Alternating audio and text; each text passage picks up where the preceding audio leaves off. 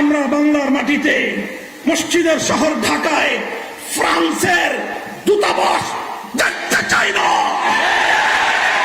ফ্রান্সের সঙ্গে কূটনৈতিক সম্পর্ক রক্ষা করবার গরজ আমরা উপলব্ধি করি না। ফ্রান্সের কোন পণ্য বাংলাদেশের বাজারগুলোতে চলতে দেওয়া হবে না। আজকে ইউরোপের দানবীয় শক্তি ফ্রান্স আমার নবীর ইজ্জতের উপর আঘাত করে, নবীর কার্টুন অঙ্কিত করে রাষ্ট্রীয়ভাবে সারা দুনিয়ার 250 কোটি মুসলমানদের বিরুদ্ধে যুদ্ধের ঘোষণা করে দিয়েছে।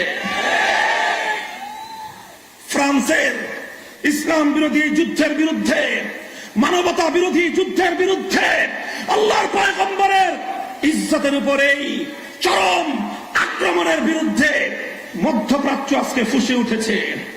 কুয়েত, কাতার সহ অনেক মুসলিম দেশ রাষ্ট্রীয়ভাবে, জাতীয়ভাবে তাদের দেশ থেকে ফ্রান্সের সমস্ত পণ্য বয়কট করে ফ্রান্সকে একটা উচিত জবাব দেওয়ার পরিবেশ তৈরি করেছে।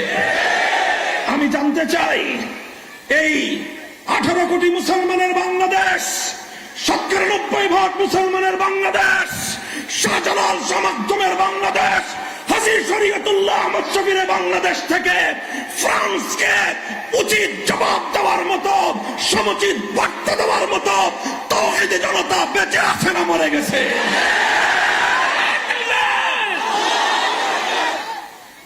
ফ্রান্সের বিরুদ্ধে আল্লাহর নবীকে আঘাত করে, নবীর ইজ্জতের উপর আঘাত করে, নবীজিকে নিয়ে ব্যঙ্গাত্মক কার্টুন প্রকাশ করে ফ্রান্স 250 কোটি মুসলমানের বিরুদ্ধে যে যুদ্ধের উস্কানি দিয়েছে, এই যুদ্ধে আমরা পশ্চিমা অপশক্তি ফ্রান্সের সাথে নয়, বরং আল্লাহর পয়গম্বরের জান কোরবানকারী 250 কোটি উম্মতে মুহাম্মাদিয়ার সাথে আমরা আছি।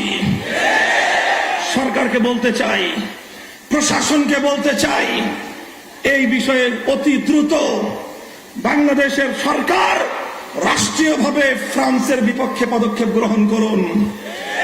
আমরা বাংলার মাটিতে মসজিদের শহর ঢাকায় ফ্রান্সের দূতাবাস দেখতে চাই না। ফ্রান্সের সঙ্গে কূটনৈতিক সম্পর্ক রক্ষা করবার গরজ আমরা উপলব্ধি করি না। ফ্রান্সের কোন পণ্য বাংলাদেশের বাজারগুলোতে চলতে দেওয়া হবে না। আল্লামা আহমদ শফী নাই, কিন্তু তার আদর্শ মরে যায় নাই। তার সুযোগ্য উত্তরসূরি আল্লামা জুনায়েদ বাবু নগরী হায়াতে আছেন, আল্লামা নূর হোসেন কাসেমি হায়াতে আছেন, শীর্ষ নেতৃবৃন্দ ইনশাআল্লাহ আছেন। তারা ডাক দিবেন আবার আমার নবীর ইজ্জতের হেফাজতের জন্য, আমার নবীর ইজ্জতের ঝান্ডা সমুন্নত করবার জন্য, শাহাদাতের রক্ত দিতে যদি শাপলা চত্বরে যাওয়ার প্রয়োজন হয়, প্রস্তুত থাকবো তো ইনশাআল্লাহ।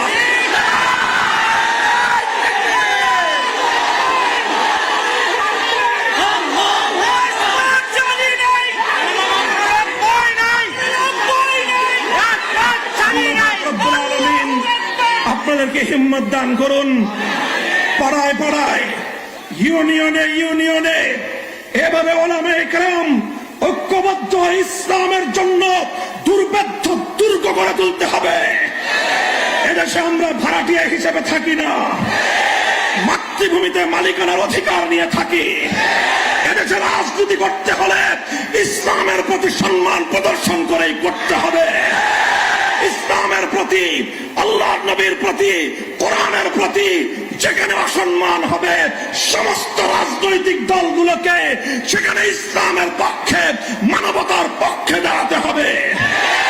যারা দাঁড়াতে পারবে না, দেশের পক্ষে যারা নেই, মানবতার পক্ষে যারা নেই, মহানবীর পক্ষে যারা নেই, উম্মতের বাংলাদেশে রাজনীতি করবার অধিকার তাদের নাই, অধিকার তাদের নাই।